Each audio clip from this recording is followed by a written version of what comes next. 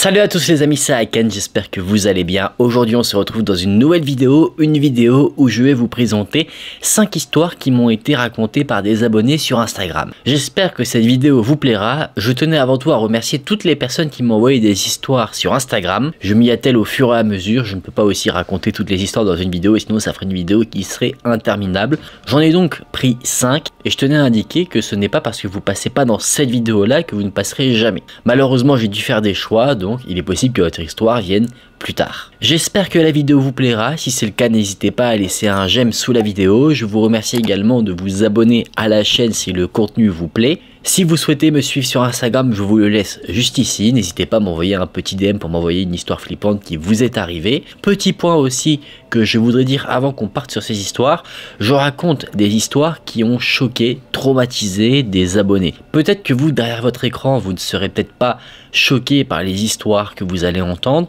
mais il faut se mettre à la place des abonnés quand ils ont vécu les événements qu'ils partagent. L'horreur, c'est quelque chose de subjectif, donc certains vont avoir peur des clowns, d'autres de rencontres mystérieuses, certains vont avoir peur des araignées. On ne juge pas, on est juste là pour relater des choses qui ont marqué les personnes qui me suivent. J'espère que vous êtes bien installés, n'hésitez pas à vous mettre dans l'ambiance en vous mettant un petit plaid, même s'il commence un petit peu à se réchauffer en ce moment. Éteignez la lumière.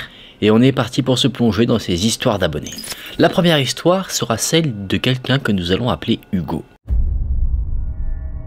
Hugo nous dit qu'au moment des faits, il vivait dans un petit village d'à peu près 500 habitants avec sa famille qui était composée de son père, sa mère, lui-même âgé de 15 ans et son frère âgé de 11 ans. Hugo nous dit que dans son petit village, tout le monde se connaît. Et un jour, avec son petit frère, ils se sont dit qu'ils allaient faire un petit foot tranquillement au niveau du stade du village. Hugo nous dit que pour se rendre à ce fameux stade, il n'a pas beaucoup de trajet à faire. Il peut s'y rendre à pied, mais le chemin qu'il doit prendre de chez lui à ce fameux stade est quelque peu angoissant, surtout de nuit. Là certes il n'y est pas de nuit, mais ça peut donner quelques frissons parce qu'il passe dans une petite zone boisée avec un pont, il passe à côté d'une église devant un cimetière, donc vous l'avez compris, c'est pas forcément le trajet le plus agréable à faire.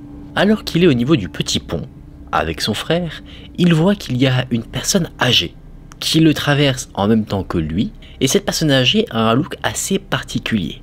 Effectivement, il a une coupe de cheveux qu'Hugo décrit comme une coupe iroquoise, mais avec une teinture spéciale, une teinture violette. Donc vous en conviendrez, une personne âgée avec ce type de coiffure et cette couleur de cheveux, évidemment, ça attire l'œil. Et au moment où Hugo et cette personne âgée se croisent, la personne lui attrape le bras et lui dit « Faites attention les enfants, il pourrait vous arriver malheur ».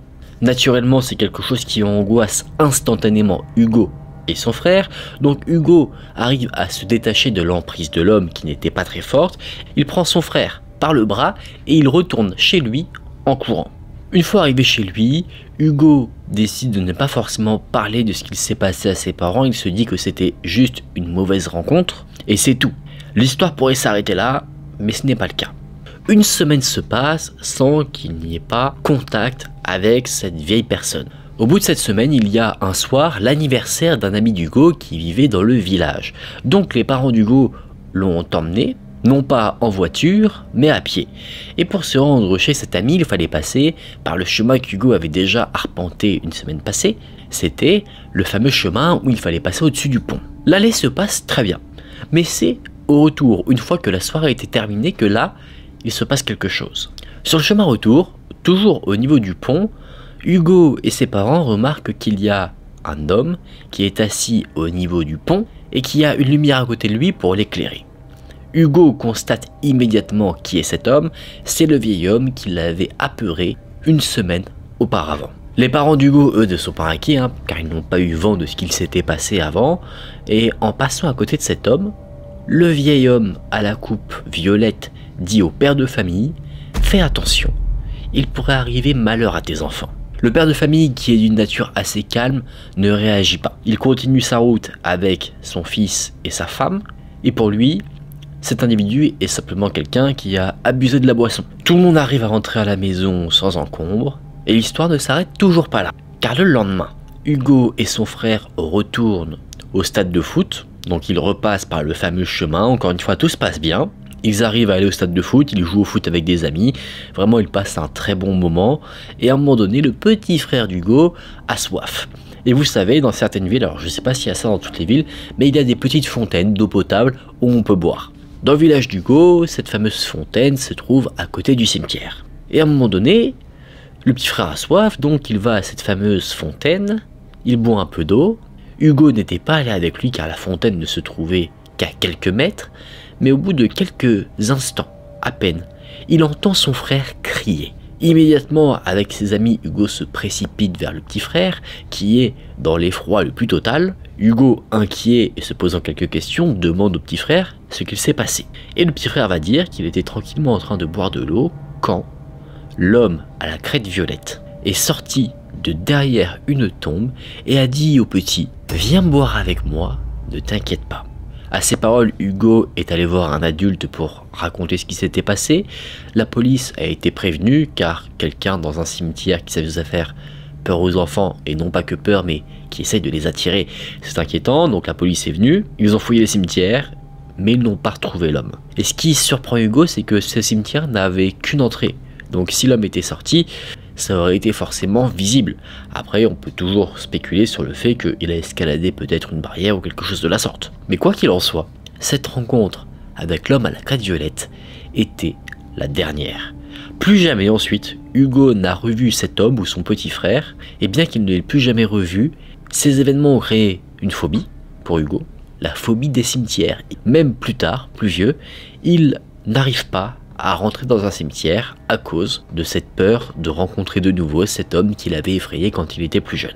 C'est là que le témoignage d'Hugo se termine. Hugo, si tu te reconnais, merci à toi pour le partage de ton histoire. Qui était ce vieil homme? Alors, soit c'était quelqu'un de dérangé, ou alors simplement un prédateur d'enfants. L'un ou l'autre, en tout cas, j'ai du mal à me dire que c'était une personne saine d'esprit. N'hésitez pas à me dire vous en commentaire ce que vous en pensez, et on est parti pour se plonger dans cette deuxième histoire. Nous allons maintenant voir l'histoire de Mathilde.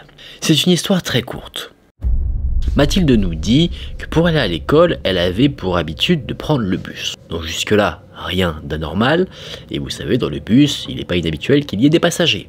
Et bien dans le bus, un jour de novembre 2022, et bien dans le bus qu'elle prend, un homme a proposé à Mathilde de s'asseoir à côté de lui. Mathilde n'y voyait pas d'inconvénient, donc elle s'est assise, et après à peu près 2 minutes, s'être assise sur le siège qu'on lui avait proposé, elle remarque que l'homme fait une sorte de prière, mais Mathilde n'y prête pas forcément attention. L'homme demande à Mathilde de la rejoindre dans sa prière, donc Mathilde, ne comprenant pas forcément ce qui se passe et ne réagissant pas vraiment, elle fait comme lui, elle joint les mains. Sauf que l'homme, lui, arrête de joindre ses mains et il pose d'abord sa main sur les poignets de Mathilde et ensuite il commence à caresser son bras. Mathilde immédiatement là réagit, elle retire son bras et elle se rétracte un peu sur son siège. Elle ne se décale pas ou quoi que ce soit, mais voilà, elle fait un mouvement un peu pour s'éloigner de l'homme. 2 arrêts plus loin, l'homme se lève et sort du bus, et une fois qu'il est dehors, il toque à la vitre juste à côté du siège de Mathilde, il lui fait un signe de la main, et un signe comme s'il lui envoyait un baiser. C'est quelque chose qui a extrêmement mis mal à l'aise Mathilde. Elle a eu peur ensuite en prenant son bus qu'il y ait soit le même homme, soit un autre homme qui ait les mêmes intentions, qui aille plus loin, c'est-à-dire qui commence à poser sa main sur des endroits inappropriés. Mais fort heureusement, elle n'en a jamais croisé. Soit elle n'a jamais recroisé cet homme, soit elle n'a jamais recroisé un homme qui avait les mêmes intentions. Depuis, Mathilde évite de s'asseoir à côté de quelqu'un, ça lui a créé une sorte de mécanisme de défense. Elle privilégie toujours les sièges qui sont isolés et seuls. Dans cette histoire maintenant, nous allons suivre le témoignage de Carla. Carla nous raconte quelque chose qui est arrivé alors qu'elle était en vacances. Elle nous dit, pour le contexte, qu'elle avait souvent l'habitude de partir en vacances ou en week-end avec ses parents, et pendant les vacances d'hiver, elle avait l'habitude de partir dans un endroit, vers une station de ski, qui était quasiment toujours le même. Les événements qu'elle souhaite raconter se passent à cet endroit-là, pendant les vacances d'hiver, et elle nous dit que c'est un endroit où on peut faire du camping, que ce soit avec des tentes ou des camping-cars, qu'il y a non loin de cet emplacement une petite gare abandonnée qui sert en soi d'arrêt de bus pour ensuite prendre un bus et aller à la station de ski. Et à côté de là où il y a cette zone un peu de camping, il y a une énorme esplanade, et sur cette esplanade il y a plus loin une maison abandonnée, en tout cas que Carla considère comme abandonnée car elle n'a jamais vu de lumière, elle n'a jamais vu la maison ouverte ou quoi que ce soit. Cette esplanade est également l'endroit où elle avait pour habitude de promener son chien.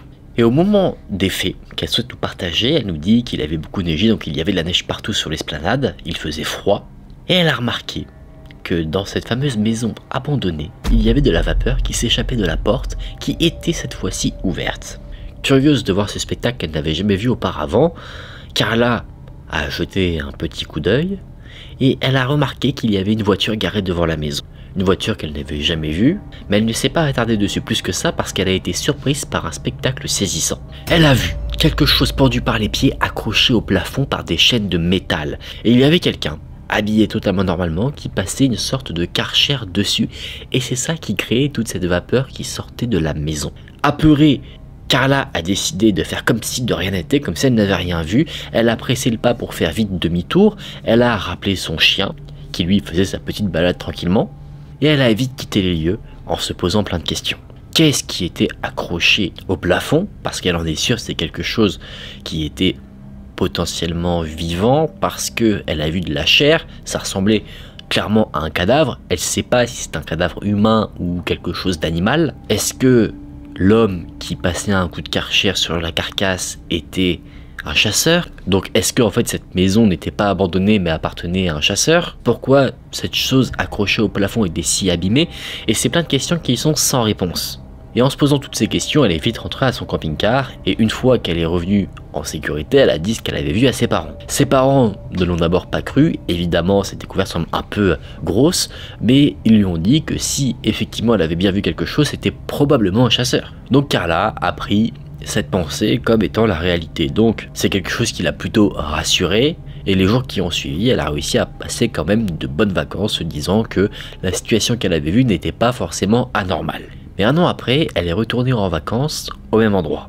Et après être retournée sur ce lieu, elle est retournée voir la fameuse maison en se disant que c'était bien la maison d'un chasseur, sauf que ça semblait trop abandonné, ça semblait délabré, c'était comme si en fait quelqu'un avait vu la maison, qui l'en avait fait un petit peu son repère, mais qui n'y vivait pas. C'était assez étrange, donc c'est toujours quelque chose qui lui trotte en tête. C'est vrai que c'est quelque chose d'assez curieux. Alors personnellement je ne m'y connais pas du tout en chasse, donc je ne sais pas si les chasseurs effectivement nettoient les carcasses ou pas. C'est vrai que c'est assez mystérieux, et je peux comprendre totalement que se retrouver devant un tel spectacle quand on ne s'y attend pas, ça peut mettre des frissons. L'histoire que nous allons voir maintenant est assez particulière parce que ce n'est pas une histoire qui est arrivée à un ou une abonnée directement, mais qui est arrivée au père de l'un d'entre eux. Ce papa, nous allons l'appeler Charles. Ça se passe dans les années 80, Charles était âgé de 14 ans et il se trouvait, au moment des faits, chez un ami de son père pendant l'été. Ce qu'il aimait bien faire, c'était jouer aux Indiens, faire un petit tipi, tout ça. Et alors qu'un soir, il jouait à faire les Indiens avec ses frères et sœurs, eh bien ses frères et sœurs l'ont laissé pour aller faire on ne sait quoi à l'intérieur, peut-être chercher des boissons ou peu importe, mais en tout cas ce qu'il faut retenir, c'est que le père s'est retrouvé tout seul dehors à garder les tipis. Il faisait nuit, mais on était en été, donc certes il y avait moins de luminosité qu'en journée, mais il ne faisait pas encore vraiment nuit noire. Et alors qu'il patientait tranquillement, Charles a reçu une pierre au niveau de ses pieds. Naturellement, dans un premier temps, il se dit que c'est ses frères et sœurs qui lui font une farce. Il n'y prête donc pas forcément attention, mais il reçoit une deuxième pierre à ses pieds. Et cette fois-ci, le hasard faisant bien les choses, son regard était en fait positionné dans la direction d'où venaient les pierres. Et la pierre ne venait pas de la maison, mais de la forêt qui était avoisinante. Immédiatement, Charles comprend que il y a quelqu'un dans la forêt qu'il n'arrive pas à voir, car cette personne est certainement cachée par les arbres. Charles n'arrive plus à bouger, il est tétanisé car il pense en fait à ce moment-là qu'il va mourir. C'est peut-être une pensée irrationnelle, mais rappelez-vous, Charles a 14 ans à ce moment-là. Rappelez-vous, Charles a 14 ans, donc il pense immédiatement au pire. Mais fort heureusement, il y avait un chien qui dormait tranquillement sur le perron de la maison et qui s'est relevé assez rapidement et qui, avec les poils hérissés, il a commencé à grogner. Il a grogné quelques secondes et il a tapé une pointe vers la forêt. En voyant ça, Charles a repris le contrôle de son corps et il s'est précipité en courant vers la maison. Le chien est ensuite revenu tranquillement dans la maison. Charles n'a rien dit du tout à ses frères et sœurs pour ne pas les apeurer, mais en tout cas, c'est ce qu'il a raconté à l'abonné qui m'a raconté cette histoire, que ça, c'était l'expérience la plus flippante de sa vie. Et on peut le comprendre. C'est vrai qu'en se mettant vraiment à la place de Charles, on peut se dire que tout seul, dehors, en pleine nuit, quelqu'un jette des pierres en pleine forêt, il y a de quoi nous mettre très mal à l'aise. Nous allons maintenant voir le témoignage d'une abonnée que nous allons appeler Ashley. Ashley nous dit que les événements qui l'ont marqué se sont passés quand l'un de ses amis devait fêter ses 16 ans. Et les parents de cet ami étaient assez aisés, ils avaient un peu d'argent donc pour fêter l'anniversaire de leur fils, pour qu'il ait une belle soirée d'anniversaire avec tous ses amis, ils lui ont loué un Airbnb pour lui et ses amis, ce qui est plutôt cool. C'était un Airbnb situé en Vendée, qui n'était pas super grand mais qui avait suffisamment d'espace pour accueillir tout le monde. Le groupe comptait passer 2 nuits sur place et la soirée d'anniversaire s'est très bien passée. Elle a duré jusqu'aux alentours des 5 heures du matin. Et Ashley, elle, à cette soirée, elle avait sa chambre avec son petit copain, une chambre qui était isolée au sous-sol, où il y avait un placard à balai, un frigo, une table de billard, un endroit assez cosy en soi. Vous savez, dans le Airbnb, parfois il y a des règles, ne pas toucher à ci, ne pas toucher à ça, et bien sur Airbnb ne dérogeait pas à cela, il y avait une règle, c'était de ne pas toucher à ce qu'il y avait dans le sous-sol, surtout la table de billard. La chambre pouvait être utilisée, mais le reste, on n'y touche pas. Ashley nous dit que c'est quelqu'un qui a tendance à faire pas mal de cauchemars. Donc, cette nuit-là, la courte nuit, elle a fait un cauchemar, elle s'est réveillée en sursaut, et étant encore un peu sous le choc du cauchemar qu'elle a fait, elle décide d'aller prendre un peu l'air, de marcher un petit peu, de monter au rez-de-chaussée. Le sous-sol est totalement dans le noir, donc elle a du mal à naviguer un peu dedans, à le traverser, elle se prend la table de billard, et en se tapant un peu la hanche contre la table, elle perd un peu l'équilibre, donc elle pose les mains dessus pour se rattraper. En retirant ses mains, elle se rend compte que ses mains sont poisseuses, elles collent un peu. Elle ne sait pas trop pourquoi, elle se dit que c'est peut-être la table de billard qui a été, je sais pas, un peu traitée ou quelque chose comme ça, donc elle n'y prête pas forcément plus attention que ça, elle se dit qu'elle va aller se laver les mains et c'est ce qu'elle fait quand elle arrive au rez-de-chaussée. En se lavant les mains, elle remarque que ce qu'elle avait sur les mains, la substance a une sorte d'odeur de métal rouillé. Elle ne sait pas ce que c'est, elle n'avait pas encore allumé la lumière, et c'est en allumant la lumière pour voir ce qu'elle avait sur les mains qu'elle va sursauter. Elle voit qu'il y a une teinte rouge dans le lavabo, après s'être lavé les mains et qu'il lui reste encore un peu de rouge sur les mains. Prise de panique, elle va rapidement réveiller son petit ami qui dormait. Et lui aussi remarque qu'il y a en fait une odeur de fer dans tout le sous-sol. Donc curieux quand même et intrigué de ce qui se passe, tout le monde dans le Airbnb est réveillé. Il est aux alentours des 7 heures, tout le monde se pose des questions et personne ne comprend vraiment ce qui se passe. Le billard n'avait rien de spécial. Le seul truc étrange en fait dans ce fameux Airbnb, c'était qu'il y avait un cadenas sur le frigo. Donc ce cadenas indiquait clairement qu'il ne fallait pas toucher au frigo, mais curieux quand même de savoir ce qu'il y avait dans le frigo, eh bien les jeunes ont décidé de casser le cadenas pour voir. Ils l'ont fait, et dans le frigo, il y avait de la viande crue, qui était dans des sortes de Tupperware. En soi, rien d'inquiétant, mais suite aux événements étranges qui se sont passés, certains inventent des petites histoires d'horreur en disant que c'est peut-être des morceaux humains, que le Airbnb appartient à quelqu'un qui fait du cannibalisme, ce genre de choses. Le frigo où il y avait un cadenas était le frigo qui se trouvait au sous-sol, un des trucs qu'il ne fallait pas toucher.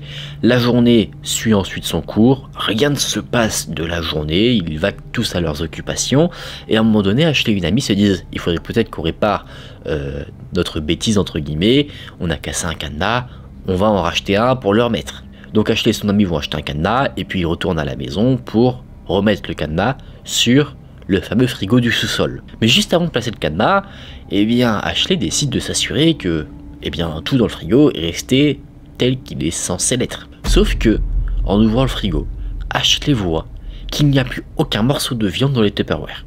Ils étaient avant remplis et maintenant ils sont vidés. En voyant cela, Ashley entend que les autres rentrent de leur sortie, donc elle pose le cadenas sur la table de billard, elle va au rez-de-chaussée pour demander si quelqu'un n'aurait pas touché à ce qu'il y avait dans le frigo. Rien n'a été touché, donc là on a encore une fois quelque chose de bizarre. Ashley commence à être très mal à l'aise vis-à-vis du frigo.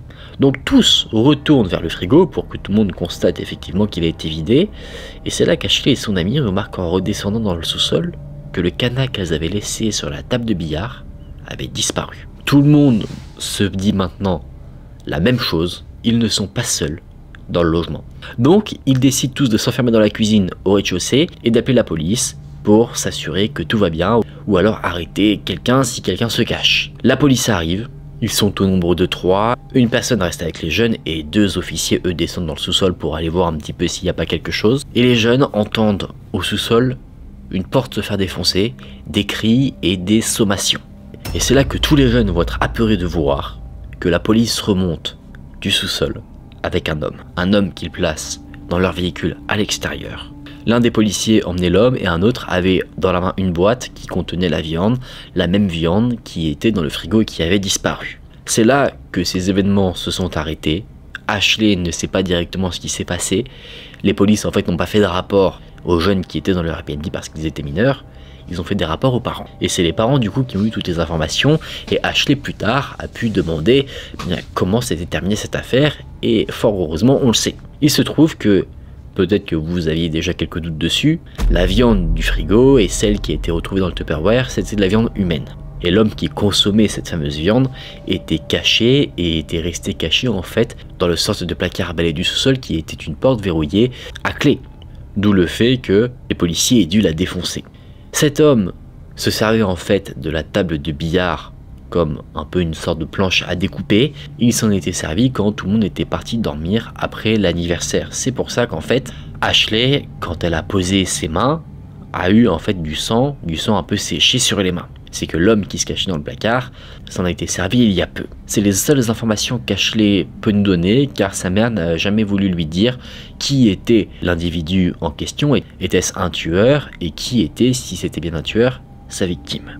Je pense que vous en conviendrez, cette histoire est assez folle. Et voilà les amis, on en a fini pour toutes ces histoires. Je tiens à remercier du fond du cœur toutes les personnes qui m'ont partagé les histoires que j'ai moi-même relatées dans cette vidéo. J'espère que j'ai retranscrit au mieux ce que vous m'avez partagé. Je remercie également tous ceux qui m'ont envoyé des histoires et qui ne sont pas passés dans cette vidéo. Ça viendra dans d'autres vidéos, ne vous inquiétez pas. J'espère que ces histoires vous ont intéressé. N'hésitez pas à me dire en commentaire si vous avez des théories sur des histoires mystérieuses, qui était telle personne.